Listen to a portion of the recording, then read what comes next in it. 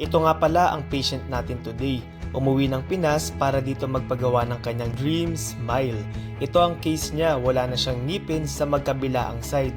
Ginamitan na natin ng retractor para malaman natin kung paano natin pagagandahin ng kanyang ngiti. Kulang ng ngipin o may bungi, may sira ng ngipin, yellowish at hindi pantay-pantay ng mga ngipin. Ayan, sisimulan na natin i-prepare ang kanyang ngipin for fixed bridge. Nakahiga lang dyan si ma'am at walang nararamdaman na kahit anong sakit. At tapos na rin, ikakabit na rin natin ang kanyang 11 units na fixed bridge. Hindi natatanggal at hindi nalalaglag. Pinaputi na rin natin ang kanyang mga ngipin na babagay sa skin tone niya. Syempre, dapat yung magmumukhang natural look pa rin, di ba?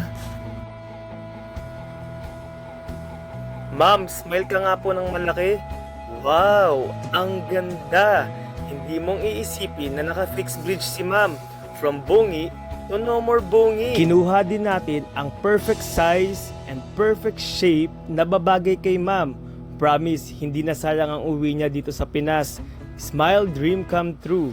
Thank you, Dr. Let, for my new smiles. Check nyo na lang ang kanilang Facebook page. Thank you. Beauty Holics.